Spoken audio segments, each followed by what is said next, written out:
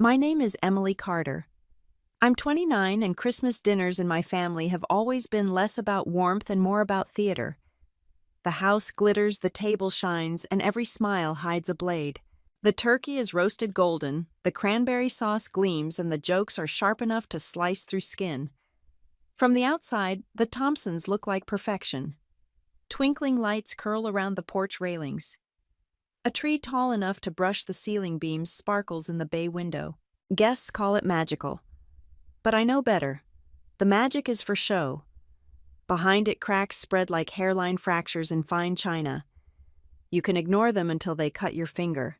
Inside the dining room, everything is staged. Mahogany polished to a mirror. Silverware aligned like soldiers. Crystal glasses so thin they could break from a sigh. The chandelier overhead casts everyone in gold as if money itself was pouring down on us. It isn't for us. It's for the neighbors, for Dad's colleagues, for anyone who needs reminding that the Thompsons still sit higher than most. I cut into my roast quietly, eyes lowered when Marcus leaned back in his chair. My older brother has always known how to command a room. Tonight he made sure his cufflinks caught the light before he spoke. Working so hard yet still poor. Classic Emily. Laughter rolled down the table like a cue had been given. It wasn't spontaneous. It was practiced, the kind of laughter that doesn't come from humor but from habit. Dad joined in, smoothly swirling the amber liquid in his glass. His reflection gleamed back at him in the cut crystal as he delivered his line. Even a lifetime of work won't buy you a house. Some people just don't have the head for real success. The sting burned, but I didn't give them the satisfaction of seeing it. I smiled, instead, a small curve of my lips that looked like surrender. If they thought I was defeated, they'd move on. Sometimes silence is the safest armor. Marcus wasn't finished. He lifted his glass in mock celebration, his grin wide. "Some of us climb corporate ladders," he said. His eyes darted to me, sharp as broken glass. "Some of us still can't afford real furniture." A chuckle circled the table. Aunt Caroline, usually silent, even let one slip. I dragged my fork through the cranberry sauce, streaking red across porcelain like paint. It was the same play every year. Marcus sets the line, Dad approves, the rest follow. But then a voice cut through the script, unexpectedly. "Isn't success measured in more ways than money, Rachel? My cousin, younger than me, is home from grad school in California." Her tone was soft, almost tentative, but it stopped forks midair. Marcus barked a laugh. "Only people without money say that." Dad nodded as if sealing the verdict. "Exactly. Philosophy doesn't pay bills. Neither does whatever Emily's doing these days." My name lingered heavy sour. Rachel's eyes flicked toward me, apologetic but searching. She didn't know the story, not all of it, but she knew enough to recognize cruelty.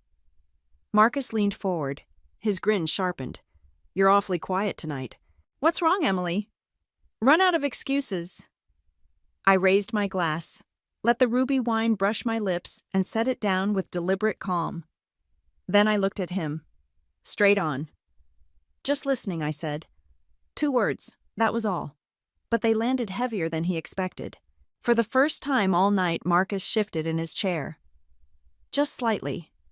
Because I wasn't just listening. I was storing. Every insult, every laugh, every sideways glance that told me I didn't belong. The conversation restarted, relieved to slide back into familiar rhythm. Marcus launched into a story about his firm. Dad nodded proudly. Mom fussed with her napkin. But at my side, Rachel leaned closer, her voice barely a whisper. "Don't let them get to you. They'll regret it one day." I smiled again, but not the polite, plastered smile I'd perfected all my life. This one was sharper, because she was right. They would regret it. And Christmas dinner was only the beginning. At Christmas dinner, Marcus and Dad mocked me like it was tradition. Poor broke, never going to own a house. Their words sounded new to Rachel, maybe even shocking. But to me, they were echoes, familiar lines that stretched back years to the very walls of the house we grew up in. People think rivalry begins when careers start, when choices diverge. For me, it started in childhood. 2 kids under the same roof, but treated as if we lived in different universes. Marcus, the golden sun, and me, the quiet reminder of what not to become. Our staircase wall was a museum of Marcus's success. His report cards, framed in polished wood, his basketball photos lined up like trophies. Guests would pause, nod, congratulate my parents on raising such a fine young man. My own report cards, folded tucked away in a drawer. Out of sight, out of mind. When I was 12, I won a statewide art contest. My drawing hung in a gallery downtown. I remember clutching the ticket stub, running home with cheeks warm from pride. Mom glanced, smiled politely, and said, "That's nice, Emily. Maybe next year you'll do something practical." Practical. That word shadowed me for years like a leash no one admitted was there. Marcus never needed to chase recognition. It arrived on a platter. At 16, he made varsity basketball. Dad invited neighbors to watch, cheering, as if Marcus had already made it to the NBA. When he scored high on his SATs, champagne flowed in the kitchen. He was tall, confident, already rehearsing for the role of heir. I wanted something different. At 14, I taught myself coding on a hand-me-down computer. I built a rough 3D model of our house down to the kitchen counter and backyard swing. I pulled Dad into the room, proud. "Look, it's our house." He leaned in, briefly muttered, "Cute. But computers are for games, Emily. You'll never pay bills with that nonsense," and shut the door. The glow of the screen stayed bright. My pride cooled into something harder. Dinner conversations always drew the same lines. Dad asked Marcus about his professor's internships, business clubs. Mom rehearsed introductions for his future colleagues. When I tried to share an app prototype, a new program I'd built, they nodded politely before cutting me off with the same phrase Emily's still finding herself. "She'll land somewhere stable eventually." Stable. That word didn't comfort me. It pinned me down. But not everyone dismissed me. Mrs. Reynolds, my art teacher, noticed how my sketches weren't just pictures but systems. She told me, "You think in patterns, Emily. Don't let anyone tell you that doesn't matter." Her encouragement lit something inside me, something my family had never seen. And then there was Jake, the boy next door. He wasn't my best friend, but he was the first peer who believed. While Marcus practiced free throws, Jake sat cross-legged beside me on the floor. I showed him a VR sketch of a fantasy park I'd designed. He slipped on the headset, looked around, and grinned. "This feels like the future, Em. Don't stop." His words stuck longer than my father's dismissals, even if I never admitted it. Still at home, those voices were drowned out by louder ones. I remember being 16, sketchbook in hand, when I overheard Mom on the phone. "Emily's creative, but Marcus will carry the Thompson name forward." I froze in the hallway, her words tightening around my chest. That was the moment I understood my role had already been written. Marcus was the rising sun. I was the fading background. Senior year widened the divide. Marcus opened his Harvard acceptance letter in the living room. Dad popped champagne. Mom wept with joy. Relatives called to congratulate. The house pulsed with pride. That same week, I received my own letter, an internship offer from a small tech incubator in virtual reality. My hands shook as I showed it to Dad. "They think I could really contribute." He barely glanced. Virtual reality. "Emily, stop chasing fads. Apply to business school like your brother. That's what real success looks like." His tone was final. No champagne. No applause. Just silence. But I didn't throw the letter away. I folded it neatly and slipped it into my journal. Proof. Proof that someone out there believed in me. That I wasn't invisible everywhere. Years later at family dinners, the script stayed the same. Marcus boasted about contracts, promotions, houses. The table lit up with applause. Then my eyes turned to me. Someone would tilt their head and ask, "So, still doing your little hobby?" The laughter was polite but sharp. I always nodded, smiled faintly, and let them think I was small. But I carried those remarks like stones in my pocket. Heavy, yes, but useful.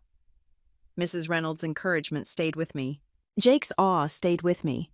Their voices, though quiet, kept me standing. Looking back, I realized the favoritism wasn't just about Marcus being the golden child. It was about me being the daughter. In our family, sons built legacies. Daughters kept peace. They had written my ending before I even started. But what they didn't know was this: every slight became fuel. Every dismissal hardened into resolve. While they polished Marcus's halo, I was building wings of my own. And one day those wings would take me higher than they ever imagined. At Christmas I smiled, while Marcus and Dad mocked me same as always. They thought I was fragile, that I'd bend under their words. But what they didn't know was that the turning point had happened years earlier at another dinner when I was 22. The table that night smelled of roast chicken and Chardonnay. Dad was bragging about Marcus again, his internship at Goldman Sachs, his professors at Harvard, his guaranteed future. Mom sat glowing, her pearls catching the chandelier light. Pride radiated across the room like stage lights. When the silence settled, I found my chance. My palms were sweaty, my throat tight, but I spoke anyway. "I'm not applying to business school," I said. "I'm starting my own company, in VR design." The room broke. Dad's fork hit his plate with a clang. "You're joking," he snapped. "I'm not. I've been working on prototypes." Marcus leaned back, a smirk painted across his face. "So you're betting your whole life on video games?" "It's not a game," I fired back. "It's an immersive design. Virtual space is enough." Dad's hand slammed against the table. The crystal rattled. "Do you know how humiliating this sounds? Your brother's at Harvard. Your cousins are in law and medicine. And you," his finger jabbed the air toward me, "you want to play with toys?" Mom reached for my hand, her voice softer but sharper than his anger. "Sweetheart, you're embarrassing yourself. People will think we failed as parents." Embarrassing. That word lodged deep, heavier than all their laughter combined. By dessert, the verdict was delivered. Dad's voice was flat. "If you walk away from business school, you walk away from our support. No tuition, no allowance, no safety net. You're on your own." Marcus grinned, satisfied. "Good luck paying rent with your little art projects." I wanted to scream, to throw every sketch and prototype across the table. But my voice came out low, steady. "Fine, I'll do it alone." That night I packed 2 suitcases, a box of sketchbooks, my battered laptop, and the keys to the Honda Civic Marcus loved to mock. By morning I was gone. My new home was a shoebox apartment in Tempe. Cracked walls, a mattress on the floor, roaches scattering when the lights flicked on. Clothes stayed in suitcases because I had no dresser. The Civic sagged in the lot, coughing every time it started. From the outside, I looked like a failure. Maybe that's what my family wanted to imagine me, suffering, proof that cutting me off was the right choice. But inside that apartment, another story began. At night, with neighbors arguing through thin walls, I opened my laptop. I coded, I sketched, I posted on forums. Most people ignored me. Some laughed. Even a friend at a tech meetup shook his head. "Emily, play it safe. Freelance. Don't gamble everything on this." I didn't argue. I just kept working. One night, fueled by cheap coffee, I uploaded my first digital environment, a simple interactive gallery, to an online marketplace. I closed my laptop expecting nothing. The next morning, a notification pinged. Someone somewhere had bought it. $600. I stared until the numbers blurred. 600. To anyone else, pocket change. To me, oxygen. Proof I wasn't crazy. Proof that the dream had weight, even if my family never saw it. I leaned back in my chair, sunlight slipping through cracked blinds, and for the first time since leaving home, I let myself breathe. My family pictured me eating ramen, drowning in bills, regretting every choice. Maybe that gave them comfort. But in that dingy apartment, under the hum of a flickering desk lamp, I had taken my first real step, and I promised myself something, then I'd keep it quiet. Let them believe I was broke, lost, struggling. Because when the truth finally surfaced, when the numbers grew too big to hide, their laughter would die in their throats. And the silence that followed would be mine. After my father cut me off, and Marcus sneered about my little art projects, I moved into that shoebox apartment with nothing but 2 suitcases, a mattress on the floor, and a Civic that coughed smoke every time it started. To my family, I was finished. To them, I was the cautionary tale, proof that chasing dreams meant falling flat. But the truth, that $600 sale I made in the dead of night was only the beginning. If you'd walked past my window back then, 2 in the morning, you'd see nothing more than a tired 20-something hunched over a laptop. But inside, I was building. Worlds, ideas, futures, no one else could imagine. Pizza boxes stacked in the corner. Coffee cups lined up like trophies. My laptop wheezing its fans, screaming like it was about to explode. Outside, sirens wailed and neighbors argued. Inside, I kept coding, sketching, testing prototypes no one had asked for. 6 months later, I scraped together $50 and signed up for a local startup fair in Phoenix. That was my shot. My entire budget bought me a folding table, a flimsy banner from a copy shop, and the right to stand among polished booths with investors strolling by. I put on my one decent blazer from a thrift store and set up my beat-up laptop. The demo was glitchy, the resolution fuzzy, but it was mine. The first investor leaned in, headset barely covering his hair gel. Within 10 seconds, he chuckled. "This looks like a toy, not a business." He didn't even take my card. Another man crossed his arms, tried the headset, lasted 30 seconds, then pulled it off with a laugh. "VR art, nobody's paying real money for fake paintings." He tossed my flyer back at me like it was trash. I smiled politely, but inside I burned. By noon, my booth had gone invisible. Investors streamed past eyes, pulled to shinier banners, slicker pitches. Even Jake, an old friend who had agreed to help, was losing faith. "Emily," he whispered, "maybe they're right. Maybe it's too niche. You're smart. You could still get an MBA, join a real company." His words cut not because he meant harm, but because for a second I almost believed him. What if Dad had been right? What if this was just a phase? Then just after lunch she appeared. A woman in her 50s, neat blazer, sensible shoes. Quiet confidence that filled the space more than the investor's swagger ever could. Without a word, she put on the headset.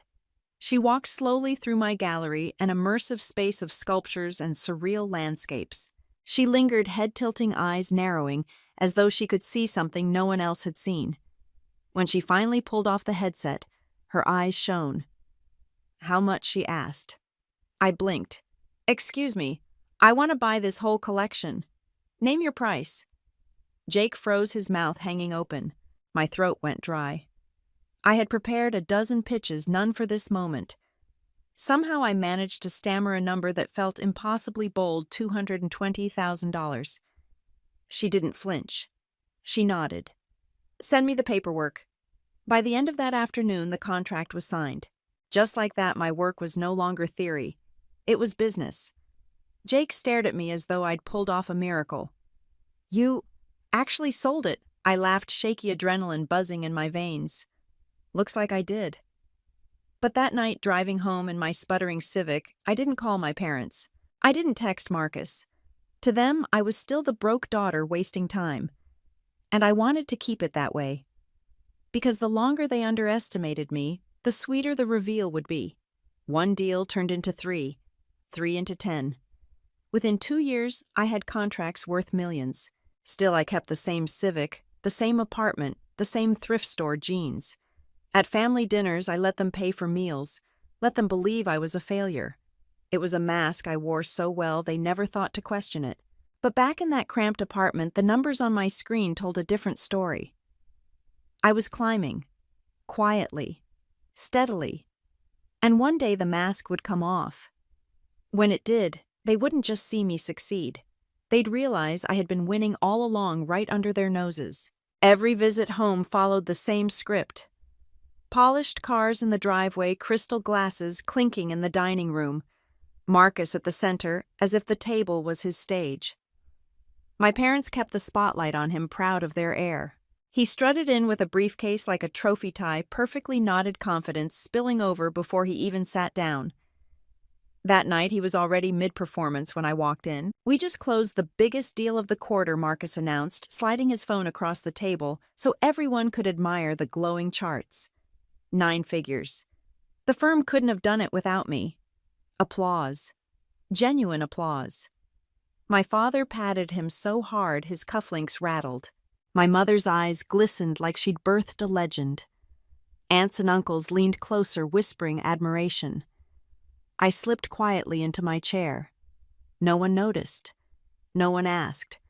When the excitement died down, Aunt Caroline turned to me. She tilted her head, her voice honeyed. "So, still doing your little hobby, Emily?" My fork stopped midair. Hobby. That word always landed like a stone. I forced a small smile. "It's not just a hobby. I've been building virtual environments working with design systems," Marcus cut in with a laugh.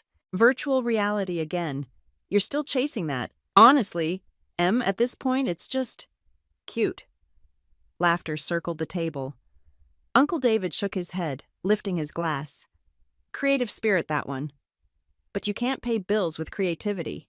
I pressed the napkin into my lap until the fabric wrinkled. They had no idea. Not one of them had come to my showcases. Not one had clicked the links I sent when tech blogs featured my work. Once, when my startup pitched at a local conference, I asked Mom if she'd come. She smiled gently.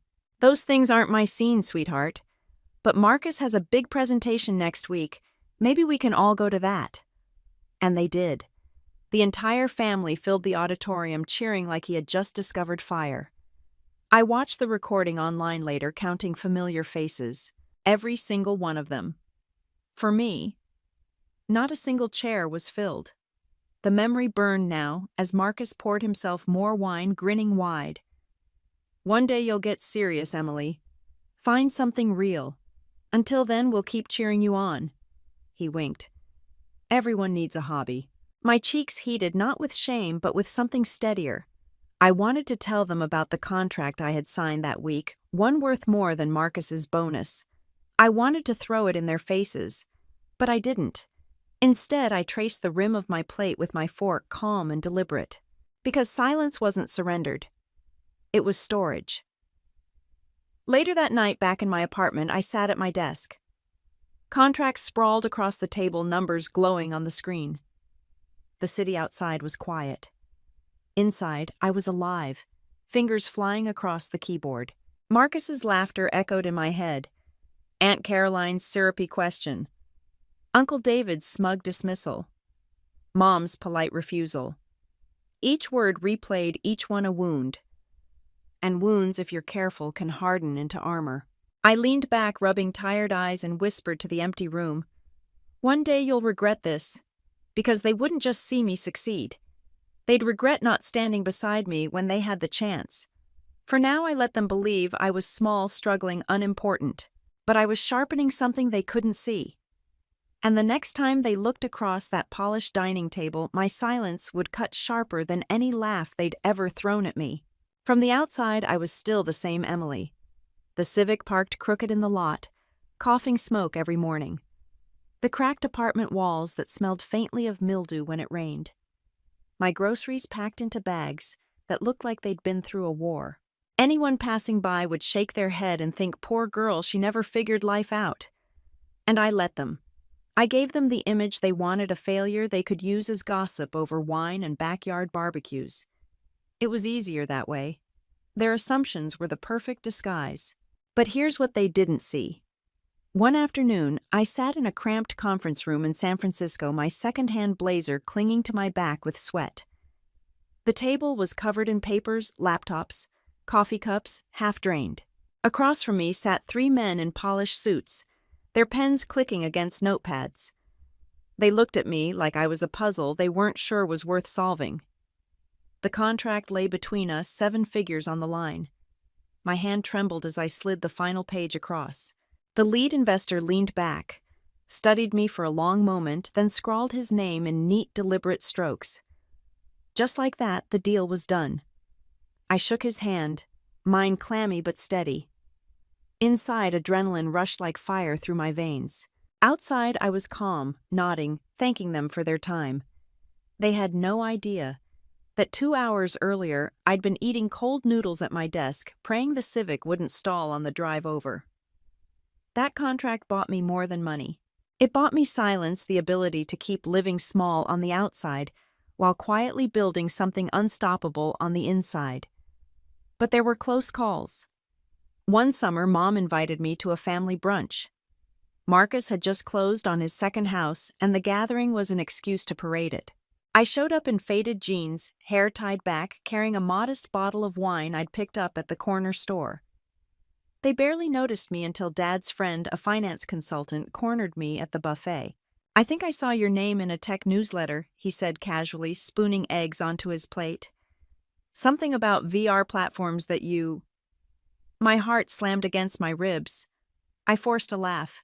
Must be someone else. Lots of Emilys out there. He frowned, searching my face, then shrugged and turned away. I exhaled slowly.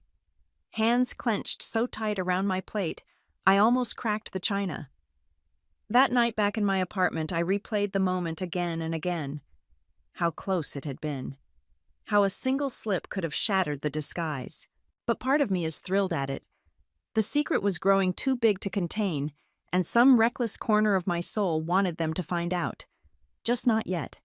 Then came the email. It was past midnight, my laptop balanced on the wobbly desk I'd bought from Goodwill. The screen glowed against the dark room coffee cups stacked like a skyline around me. I was scrolling through project updates when the notification pinged. Subject: "Congratulations, Emily." I clicked, half expecting spam. But there it was. Forbes. "You've been selected for 30 under 30. I read the words once, twice, 3 times. My hands shook so badly, I had to grip the edge of the desk.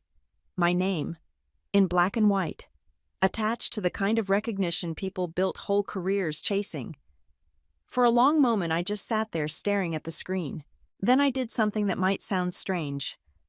I pressed delete, because recognition wasn't the goal. Not yet. I wanted the reveal to come on my terms, not through a magazine blurb. Still, after I hit delete, I sat back and let the weight of it settle. Proof. The world was beginning to notice.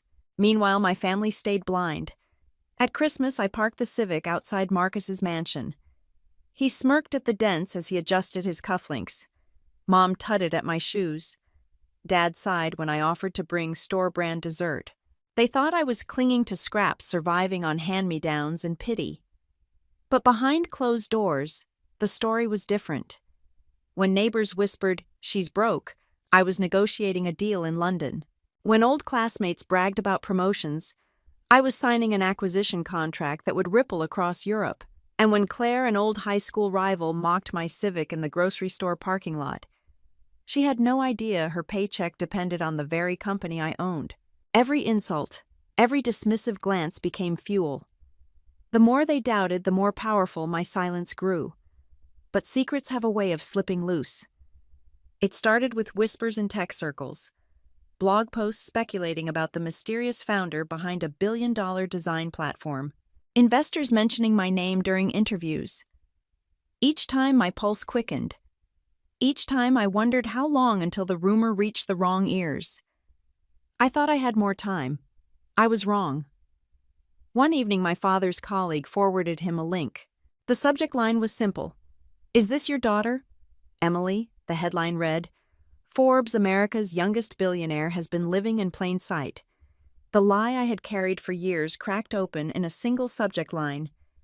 And instead of fear, I felt a strange calm. For the first time, I was ready. Christmas Eve in my family was never quiet. The chandeliers glowed the dining table, stretched long and shining, and laughter filled every corner. From the outside, it looked like a celebration. From the inside, it felt like a stage one where I always played the same role. Marcus sat at the center like he owned the spotlight. His Rolex caught the light every time he moved, his voice booming just a little louder than necessary. He didn't talk so much as perform. "Hard work pays off," he said, sparing a piece of turkey. Of course not for everyone. Eyes slid toward me. A chuckle rolled around the table. I kept cutting my food slow and steady. My fork scraped the plate just enough to drown out their noise in my own ears. Cousin Sarah leaned forward. her pearls swinging slightly as she smirked. Emily didn't. You say you were freelancing? That must be unpredictable. Her tone dripped with mock sympathy, the kind that wasn't meant to comfort but to wound politely. Before I could reply, Dad chimed in, his glass raised halfway. Unpredictable doesn't pay bills. That's why stability matters. If you'd followed Marcus's path, you wouldn't be treading water. The room hummed with agreement. Aunts nodded, and smiled knowingly, like my father's word was gospel. Mom reached across for her wine. Her voice was soft, practiced, and yet it cut deeper than the sharpest laugh. We just want you settled, sweetheart. By now you should have something steady, not still chasing ideas. Ideas. She made the word sound like a curse. For a moment I felt the familiar burn in my chest, but I swallowed it. I had learned long ago that silence was sharper than argument. Of course, I murmured. My voice was calm, almost disinterested. Sarah's eyes glittered. We only say these things because we care. It's just hard to watch you stall. That word stall landed like a slap. Marcus lifted his glass high. To my family, he said, and to make the right choices. The clinking of crystals followed. Laughter rose again. My glass stayed on the table untouched. But I wasn't the only one watching. At the far end, Rachel, my younger cousin, home from California, shifted in her chair. She'd been quiet all night, but her gaze flicked between me and Marcus. She chewed her lip, then finally spoke. Not everyone measures success the same way, she said softly. The room froze for a second, forks midair. Marcus let out a laugh that was all performance. That's what people say when they can't make it. Dad chuckled, nodding. Exactly. Philosophy is nice, but it doesn't build futures. Rachel shrank back, her cheeks red. I caught her eye, gave her a faint smile. It was the first honest thing anyone had said all night. Conversation shifted again back to Marcus. His bonuses, his latest car, the vacation he was planning in Italy. Each word layered over me like bricks.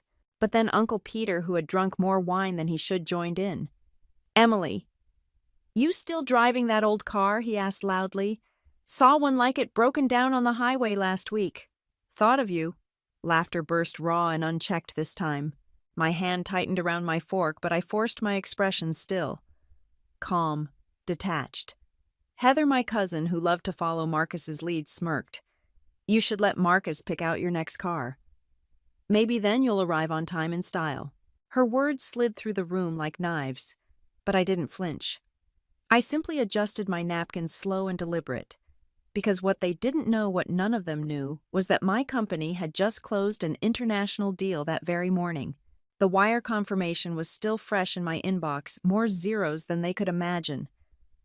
I could have thrown it at them right then. Could have flipped the table of mockery with a single truth. But not yet. Timing was everything. As the laughter died down, I slipped my phone from my pocket, careful beneath the tablecloth. One buzz. One new email notification glowing against the screen. Subject: Forbes, confirmation of publication. Embargo lifts December 26, 6:00 a.m. Estant. The faintest smile tugged at my lips. They thought tonight was about piling on until I cracked. They thought their jokes were sharp enough to break me. But I wasn't breaking. I was waiting. Counting down. 48 hours. That was all. In 2 days, the world and this very table would know exactly who I was. And once the truth surfaced, there would be no going back. The dining room glowed with gold light, the chandelier spilling warmth across polished silver and crystal. The smell of turkey butter and cinnamon filled the air. But beneath it all, the mood had turned sharp. Laughter rippled down the table. Not kind laughter, but the kind that fed on someone else's silence. My silence. I sat still. Fork poised, smile faint. Every time I let a comment pass, the room grew bolder. My quiet had become a game, and they were winning round after round. I reached for my glass of water, the stem cool between my fingers. That was when Heather pounced. Heather had always loved the sound of her own voice. She leaned forward now, her perfume cloying her lipstick, leaving a red crescent on the rim of her glass. Her earrings sparkled as she tilted her head, a smile too wide, too sharp. "So tell me, Emily," she said, her voice pitched to Carrie, "how can you even afford to be here tonight?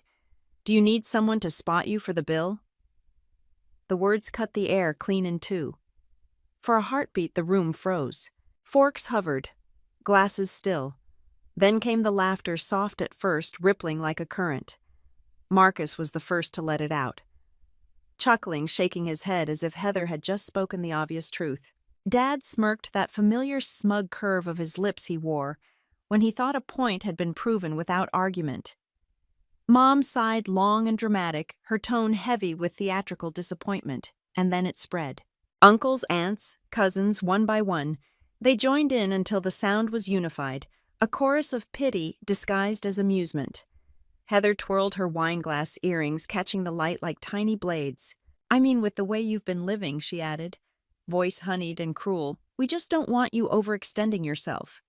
"Right, Marcus." Marcus leaned back, smirk, never faltering. "She's always been resourceful. I'm sure she'll scrape by somehow." The laughter came louder this time, less restrained. I let my eyes move around the table face by face. Sarah, who used to whisper secrets with me during sleepovers, silent. Aunt Caroline, who once told me I had so much potential, silent. Not a single voice rose in my defense. I was alone, cornered, cast as the broke cousin who should be grateful just to sit at their table. But the heat in my neck wasn't shameful. It was resolved. I placed my glass down carefully, fingers steady as I folded my napkin on my lap. Let them think they'd broken me. Let Heather revel in her petty triumph. They thought this was the punchline. The waiter appeared, then moving gracefully between chairs, a tray of champagne flutes balanced effortlessly in one hand. He set a glass before Heather, then Marcus, then paused at me. His gaze held mine, a fraction too long, eyes flicking with recognition. "Refill," he asked, voice polite, but there was something behind it, something that made my pulse quicken.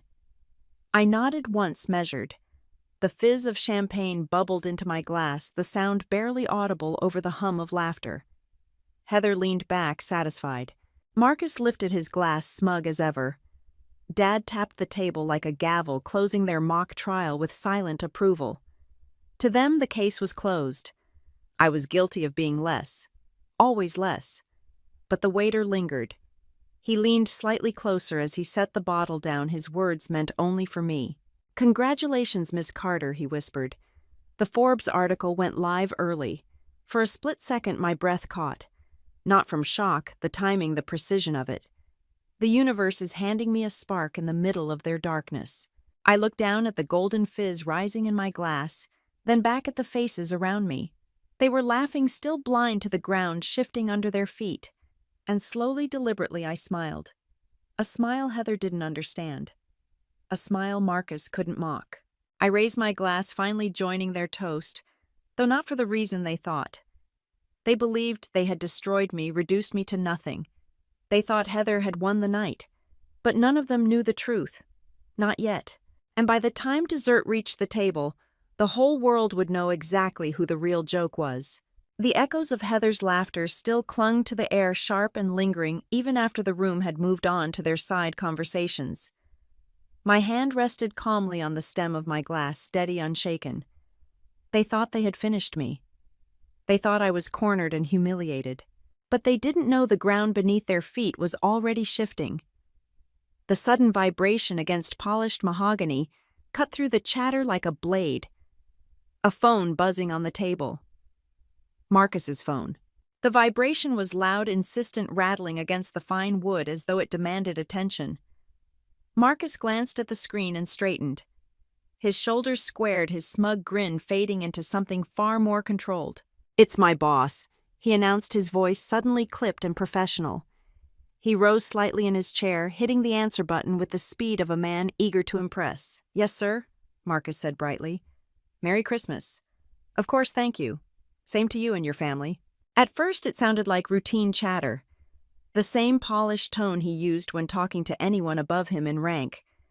But then something changed. His face, usually so composed, drained of its color. His eyes flicked to me quickly, nervously. "Yes. My sister. he repeated, his voice cracking on the word. The table was still. Forks hovered above plates. Conversations cut off mid-sentence. It was as if everyone at once had sensed the shift, and then faint but clear the voice on the other end carried across the table. "Is your sister really Forbes's youngest billionaire?" The words landed heavier than any insult I'd endured all evening. Marcus froze, his jaw slack, his mouth hanging open like he'd just swallowed glass. He tried to form words, but nothing came. His boss chuckled, the sound leaking from the speaker, unbothered and confident. "It's all over the news," the man continued. "Forbes just broke the story. Emily Carter. Quiet under the radar. Brilliant tech founder. My entire board's buzzing about it. Congratulations to your family, Marcus. You must be proud." Marcus's hand trembled around the phone. His knuckles whitened as though the device might slip through his fingers. Yes, sir," he stammered. "Thank you, sir. I'll pass it along." His thumb jabbed at the screen, ending the call too quickly, too desperately. The silence afterward was suffocating. No one laughed.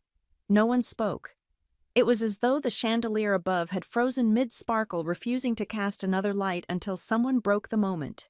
Marcus placed his phone down carefully, too carefully, like one wrong move might shatter the room's fragile stillness.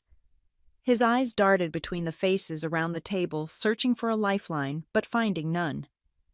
Dad leaned forward, his voice softer than I'd ever heard it. "Marcus, what was that about?" Marcus swallowed his throat, working visibly, his jaw tightening as though he might grind his teeth to dust. He hesitated, eyes flicking to me again. He said, "Emily's in Forbes. Forbes' youngest billionaire." The words cracked through the room like a thunderclap. Gasps, sharp audible intakes of breath. My uncle dropped his fork with a clatter, the metal ringing against fine china. Mom's hand shook as her wineglass hovered halfway between the table and her lips. Heather blinked rapidly, her perfectly rehearsed smirk slipping into nothing but disbelief. Even Sarah, who had joined the chorus of mockery earlier, sat with wide eyes, her mouth slightly open as though she had forgotten how to breathe. I didn't flinch. I didn't rush to explain or confirm. Instead, I swirled the golden liquid in my glass, letting it catch the light from the candles. Calm. Silent. Composed. Marcus's breath came uneven now, ragged, his face pale. His hands gripped the edge of the table. He turned to me at last, voice raw. "Emily, is this true?" Every eye at that table snapped to me at once. Their stares burned not with mockery anymore, but with something else. A cocktail of awe, fear, and shame. I let the silence stretch. Let them sit in it, squirm in it. Let the weight of every cruel word they'd said just moments before press against their chests like iron. Then I looked up, meeting Marcus's desperate gaze. Slowly, deliberately, I lifted my glass. And I smiled. I didn't speak a single word. I didn't need to. The message was clear enough. The room that had roared with laughter at my expense only minutes before now drowned in their own stunned silence. This was not the end. It was only the beginning. The silence stretched like glass about to shatter. Forks lay abandoned on plates, the turkey sat untouched, and every pair of eyes pressed into me. They waited hungry for me to stumble, desperate for me to deny it, to say Forbes had made a mistake. I let the silence swell heavier, thicker, until it settled like smoke in their throats. I gave them nothing. Then came the sound. A polished shuffle of shoes across the parquet floor, cutting through the stillness like a knife. A waiter in a black suit stopped at my side. His presence was ordinary, but his words were not. "Welcome back, Ms. Carter," he said, his tone calm but deliberate. "Your usual arrangement?" The words dropped like a stone into water. Ripples of shock coursed through the table. My father blinked rapidly as though trying to rouse himself from a dream. My mother's hand shot to her pearls, twisting them until the string strained against her throat. Marcus's jaw slackened, his color draining to ash. Heather froze mid-smirk, the lipstick at the corners of her mouth cracking as if even her mask couldn't withstand the moment. I tilted my head slightly unhurried. "Yes," I said, my voice even. "Bring it out." The waiter bowed and walked away, his steps deliberate, certain. Behind him, confusion thickened like fog. "Your usual arrangement?" My mother whispered, her voice thin, breakable, as if one wrong word might splinter her entirely. I set my glass down gently and folded my napkin with care, every motion deliberate. "Yes, I come here often. The staff know me." My father leaned forward, red blotches rising up his neck. His voice cracked like a whip. "Emily, what is this? Some performance?" Before I could answer, the lights dimmed. The soft carols that had been playing faded into silence. Screens hidden along the paneled walls flickered on one after another, bathing the dining room in a cold electric glow. Gasps shot around the table. And then they saw it. My name stretched bold across the screens. Forbes, Emily Carter, youngest billionaire after groundbreaking IPO. A photograph filled the space, me at a podium, cameras flashing the glass tower of my company rising behind me. Not the Emily they thought they knew. Not the cousin in thrifted jeans. Not the daughter with peeling apartment walls and a wheezing car. This was someone they didn't recognize yet couldn't deny. The dining room suddenly felt smaller, as though the walls themselves were pushing inward. Heather's chair screeched against the floor as she stumbled backward. No, this isn't real. You're broke.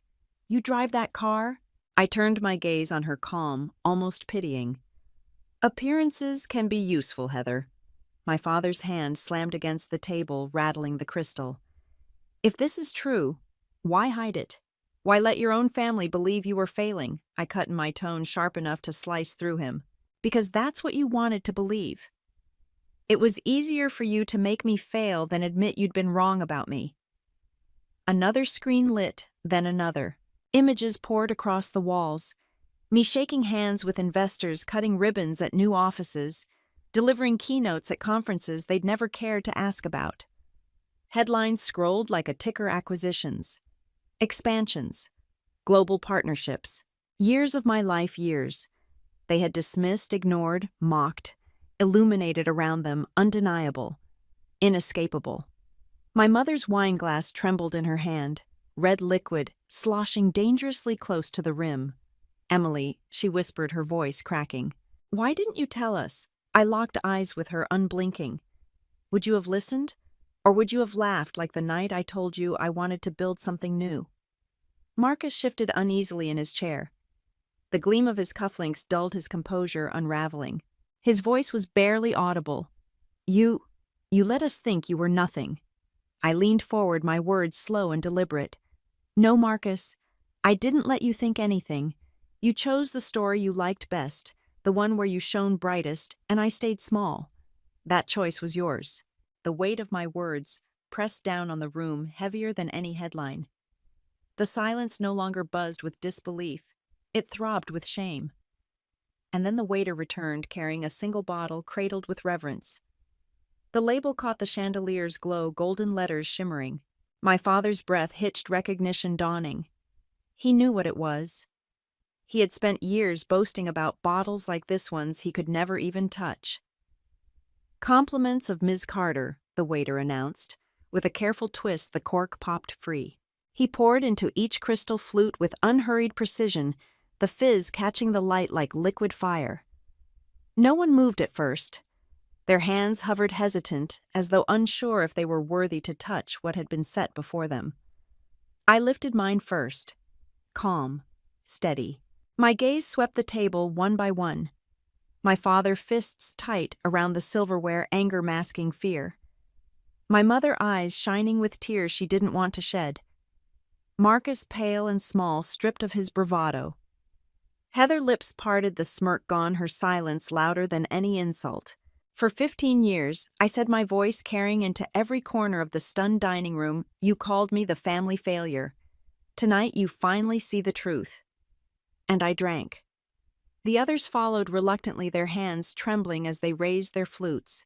They swallowed champagne that burned not because of bubbles, but because it tasted like regret. This wasn't Christmas dinner anymore. This was reckoning. The chandelier sparkled above us. The screens glowed, and for once in my life the table was mine. The first sound came from my mother. A thin gasp, then the faint clatter of pearls twisting too tight around her throat. They left faint red marks on her pale skin. Her eyes darted to mine, shimmering with something that wanted to be pride but sagged under years of habit. "Emily, darling," she said softly. The words were brittle, rehearsed like she'd practiced them in a mirror, but never spoken them with conviction. "We're proud of you. Proud." The word felt foreign in her mouth, like she had borrowed it from a stranger, hoping it would fit for the moment. My father was next. He straightened in his chair, puffing his chest, his old tricks of posture and authority sliding back into place like armor. His voice carried that calm edge he used in boardrooms when he was about to bulldoze someone. "Impressive," he said. "Truly impressive. Perhaps this is an opportunity for us to collaborate. Family ventures. Investments. We could build something together." I didn't even need to speak. I only raised my hand. That simple motion, slow deliberate, was enough to silence him. "You want it now?" I asked, my voice cold as steel. After years of refusing to put a single dollar into my ideas, the words cracked against the polished table, sharper than broken crystal. Marcus leaned forward. His cufflinks no longer gleamed with triumph, they glistened with nervous sweat. His voice carried not curiosity, not concern, but accusation. "Why didn't you tell us? You let us think you were barely surviving. You let Mom worry." I locked eyes with him. Calm, steady. "No, Marcus. I didn't let you think anything. You chose the story you liked best." The hit landed.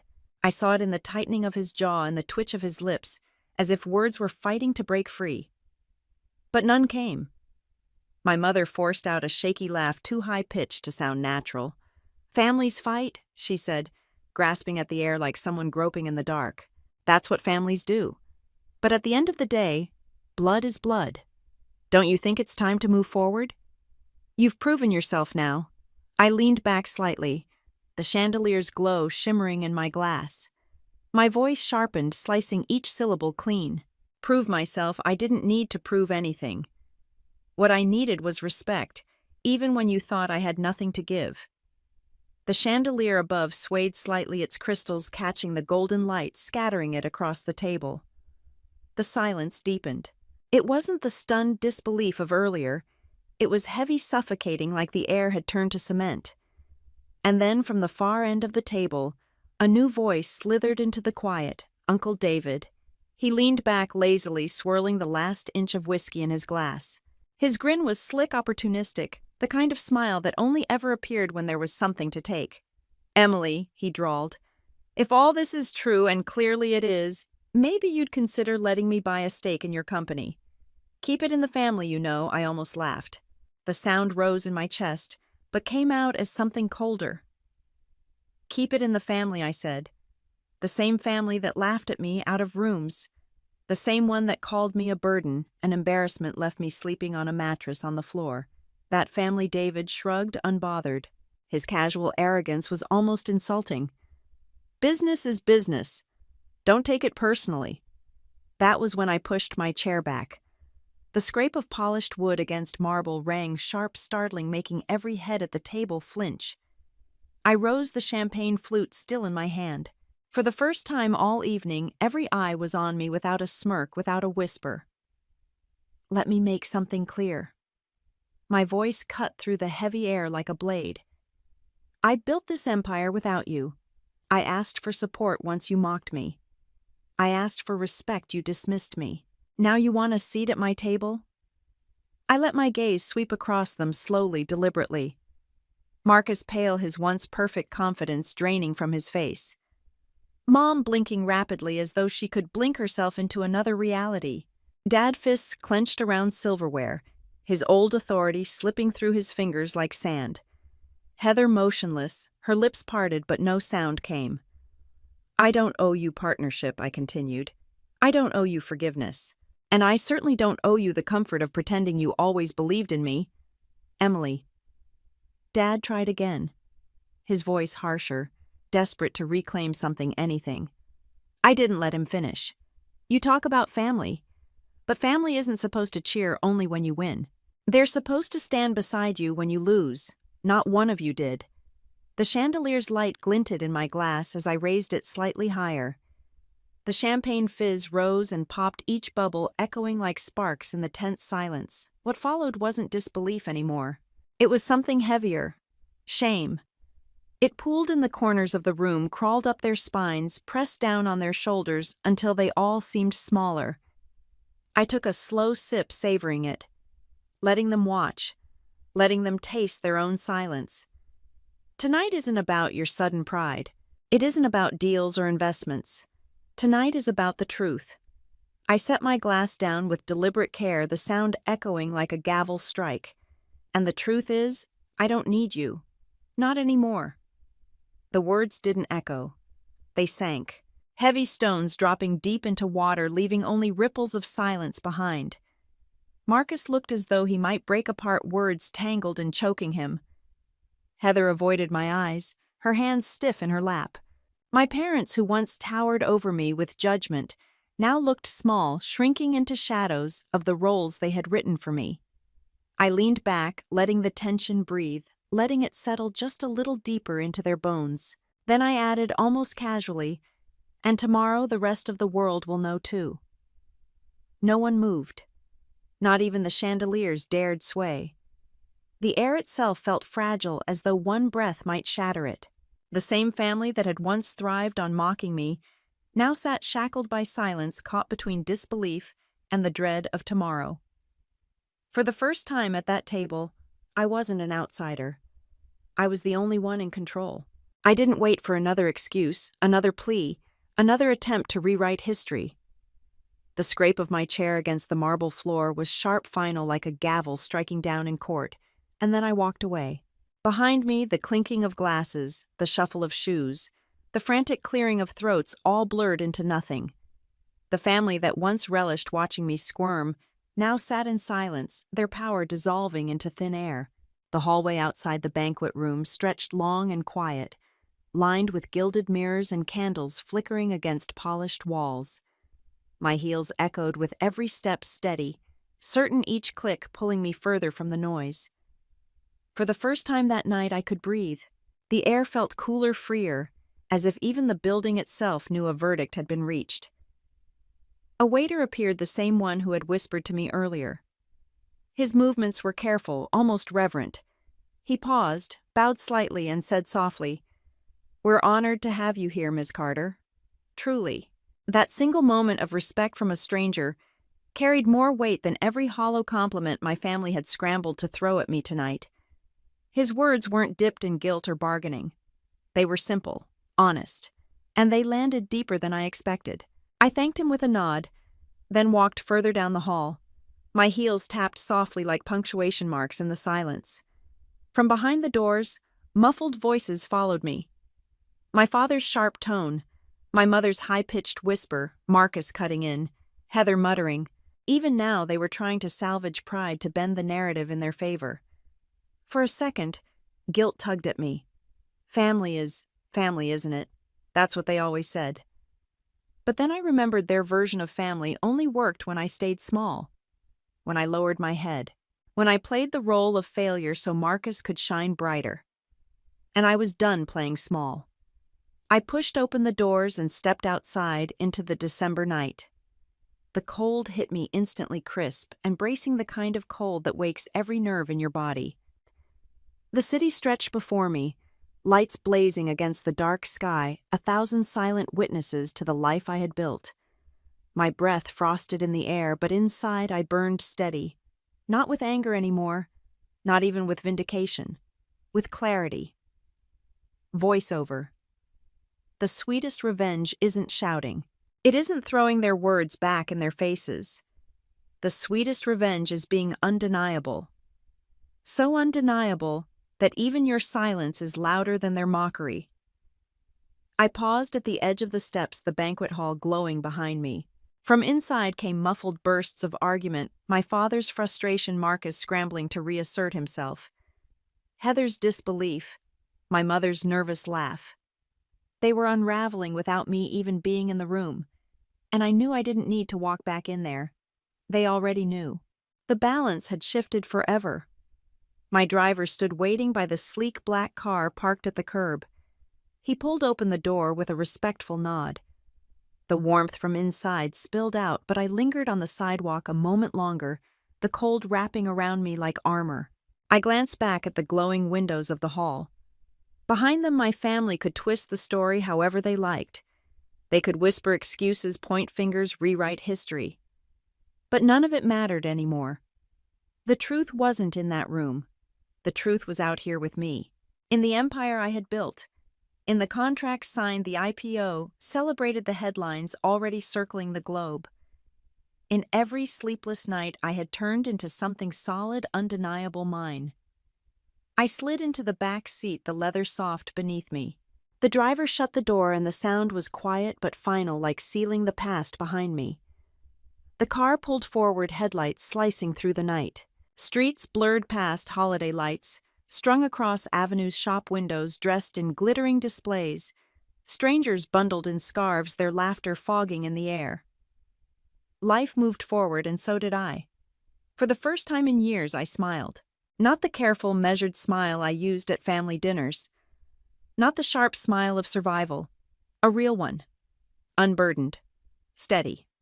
Rachel's voice came back to me, my cousin, the only one who had whispered the truth at that table once. "Don't let them get to you. They'll regret it one day." She was right. They regretted it now, sitting in that banquet hall, scrambling for words they should have spoken years ago. And as the city opened wide ahead of me, endless and alive, I knew this was only the beginning. Voiceover. "So let me ask you, if your family doubted you, dismissed you, mocked you, what would you do when you finally rose? Would you forgive them? Would you let them rewrite the story they once used against you? Or would you let your success speak louder than their laughter?" The car turned onto a wide boulevard, neon signs reflecting off the windows, the hum of the city filling the silence. I leaned back against the seat, letting the rhythm of the road steady me. The banquet hall was behind me. The reckoning was behind me. What stretched ahead was mine alone to claim, because no matter what came next, the truth was already written, and this time it was written by me. "Your husband is marrying Amanda right now." My mother-in-law's voice dripped with malicious delight through the phone. "He won't divorce you or give you a penny. You get nothing." I stood in my kitchen, calmly stirring honey into my morning tea as Margaret continued her gleeful tirade. The sunlight streaming through the windows felt warm on my face, and I couldn't help but smile at the irony of the moment. "Thank you for letting me know," I replied softly, taking a sip of my tea. There was a pause on the other end. Clearly, this wasn't the reaction she'd expected. I could almost see her face twisting in confusion. "Did you hear what I said?" she snapped. "David is getting married to Amanda. Right now, at our family church. You're finished." "Yes, I heard you perfectly, Margaret. Is there anything else?" My name is Olivia Parker, and at 34, I was listening to my mother-in-law announce my husband's illegal second marriage with all the excitement of a child on Christmas morning. What she didn't know, what none of them knew, was that I'd been 3 steps ahead of their little plan for months. "You're taking this rather well," Margaret said suspiciously. "Finally realizing your place, are you? David deserves someone young and beautiful like Amanda. Someone from a good family." I glanced at the thick manila envelope sitting on my kitchen counter, the one I'd received from my lawyer yesterday. "I suppose we all get what we deserve in the end," I replied. The signs had started appearing 3 months ago. David's late nights at the office became more frequent, his excuses more elaborate.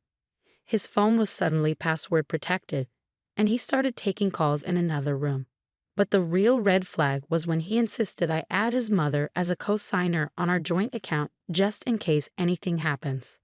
That was the moment I knew something was coming. You see, David had always been his mother's perfect son, following her every suggestion, seeking her approval in all things. When we first married 7 years ago, Margaret had been certain I wouldn't last.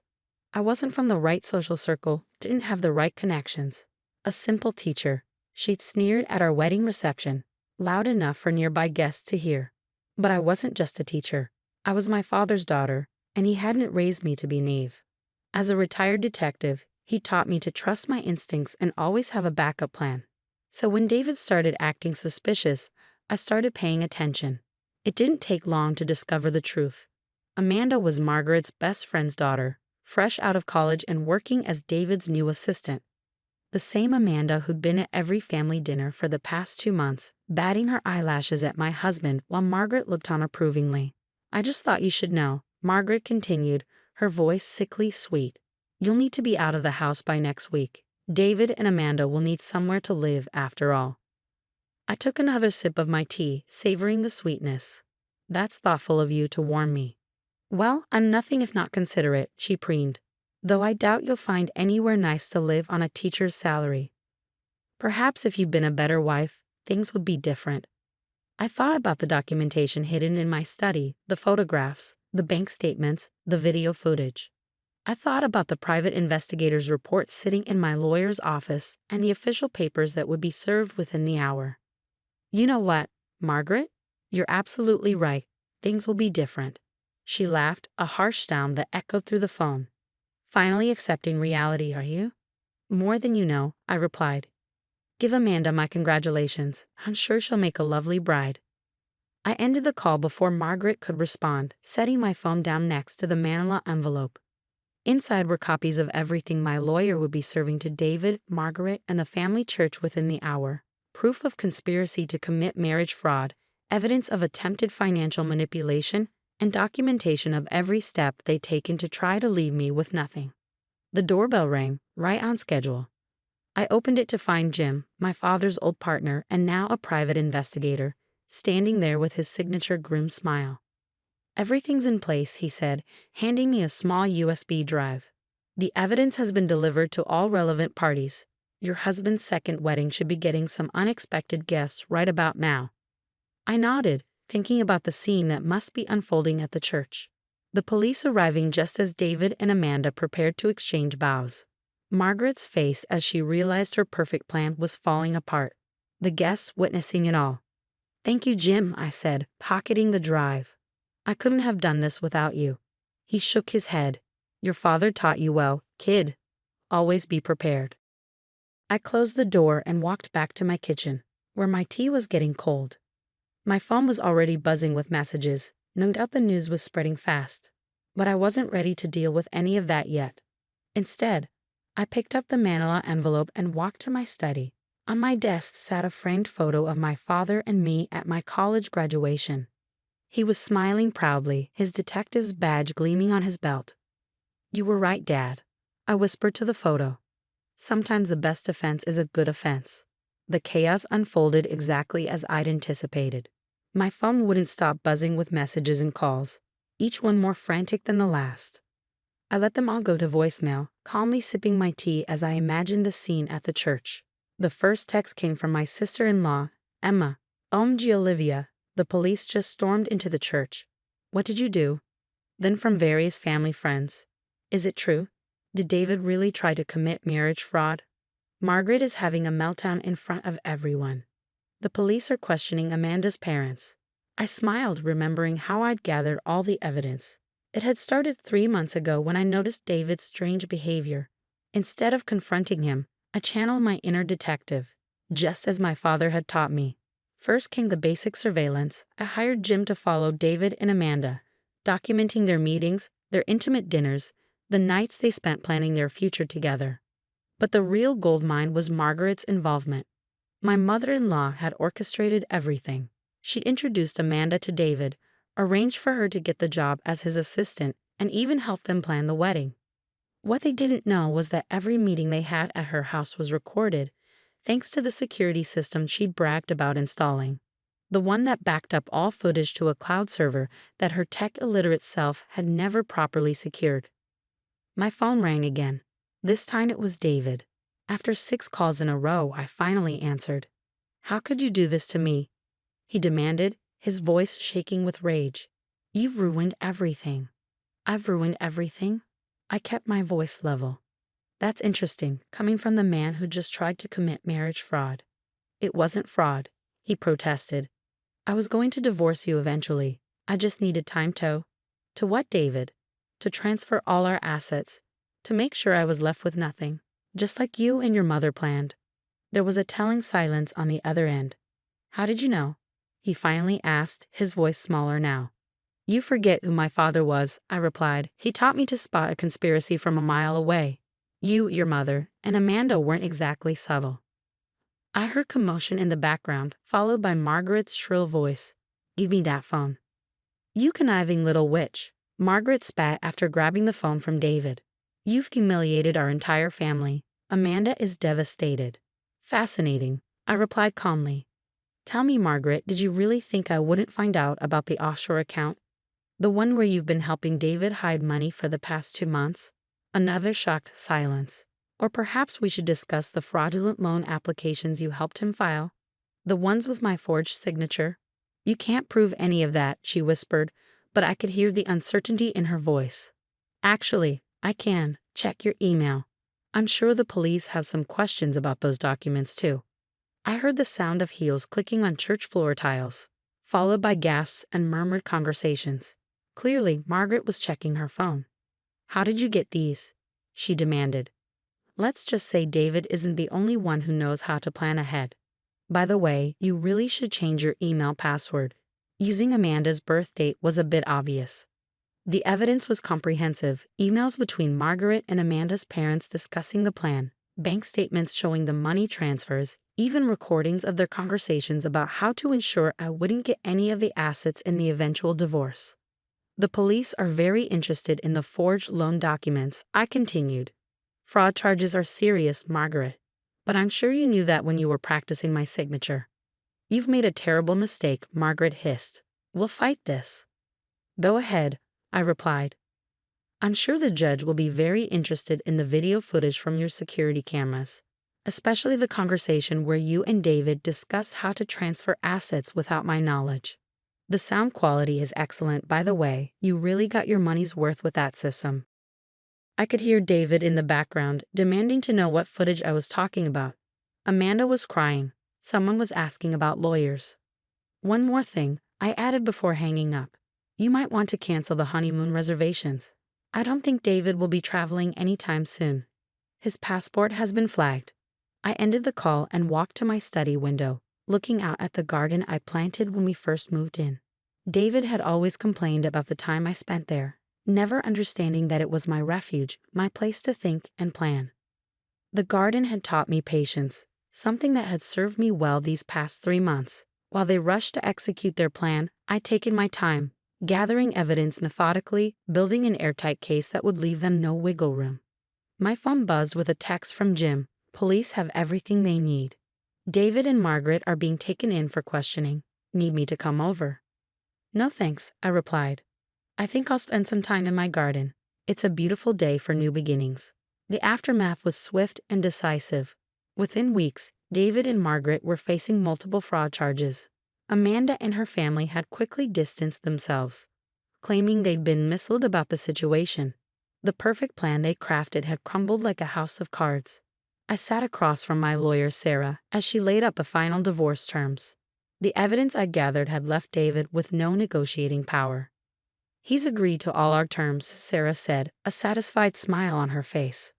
Full division of assets, the house stays in your name, and he's responsible for all legal fees. Margaret's also facing separate charges for the forged documents. How's he taking it? I asked, more curious than concerned. Not well, especially since the school board suspended him pending investigation. Turns out they're not fond of principals who commit fraud. I nodded, thinking about the prestigious private school where David worked. His reputation had been everything to him. Another reason Margaret had wanted to handle the divorce quietly. And Margaret? Sarah's smile widened. She's been remarkably quiet since discovering all her security footage was logged as evidence. The country club isn't quite as welcoming to her these days. My phone buzzed with a text from Emma, David's sister. Can we meet for coffee? There's something you should know. I met Emma at our usual cafe the next day. Unlike her mother, she'd always been kind to me, though careful to stay neutral in family conflicts. Mom's selling her house, she said without preamble. She can't afford the legal fees, and none of her friends will help. Their reputations, you know. I sipped my latte, remembering all the times Margaret had hosted parties in that house, parading Amanda around while making snide comments about my common background. David's staying with her, Emma continued. Amanda's family threatened to sue them both for dragging their daughter into this mess. It's quite the scandal. And how are you handling it? She looked down at her coffee. I should have warned you. I saw the signs but didn't want to believe Mom would go this far. It's not your fault, I assured her. Your mother made her choices. You know what's ironic? Emma gave a bitter laugh. Mom always said you weren't good enough for our family, but you're the one who outsmarted them all. The following week, I received an unexpected visit from Amanda. She looked younger than I remembered, her confident demeanor replaced by nervous energy. I'm sorry, she blurted out as soon as I opened the door. I know it doesn't make up for anything, but I needed to say it. Margaret, she made it all sound so romantic. A secret wedding, true love conquering all. And the part about leaving me penniless, was that romantic too? She had the grace to look ashamed. I was stupid. I didn't think about you as a real person. Margaret said you were just after David's money, that you trapped him. While plotting to take everything I'd worked for, I finished for her. Quite the fairy tale. Amanda twisted her hands together. My parents are furious. They're making me transfer to a different university to avoid the scandal. I wanted you to know I never meant for things to go this far. I studied her face, seeing not the temptress Margaret had cultivated, but a young woman who'd been manipulated by a master player. Learn from this, I told her. Never let someone else write your story. After she left, I walked through my garden, breathing in the scent of the roses I planted years ago. They'd survived drought, storms, and Margaret's attempts to redesign my garden to be more suitable. Like me, they'd grown stronger through adversity. The final divorce papers arrived on a sunny Tuesday morning. As I signed them, I thought about the day I'd married David, how Margaret had whispered, "You'll never truly be one of us," during our family photos. She'd been right about that, at least. I was never meant to be one of them. Someone who valued appearance over integrity, who confused manipulation with strength. Jim stopped by that evening with a bottle of champagne. Your dad would be proud, he said, raising his glass. He always said you had good instincts. I learned from the best, I replied, thinking of all the times my father had told me to trust my gut, to gather evidence, to be prepared. Later, alone in my study, I opened my father's old case notebook, the one he'd given me when I graduated college. Inside, he'd written, "Remember, sweetheart, justice doesn't always wear a badge. Sometimes it just requires patience, preparation, and the courage to stand your ground." I closed the notebook smiling. David and Margaret had underestimated me, seeing only what they wanted to see, a simple teacher they could easily discard. They never understood that I'd been playing a longer game, one where justice was the ultimate prize. My garden was blooming, my home was peaceful, and my future was my own. Sometimes I realized the best revenge isn't about getting even. It's about growing stronger, blooming where you're planted, and knowing when to cut away the weeds that try to strangle your growth.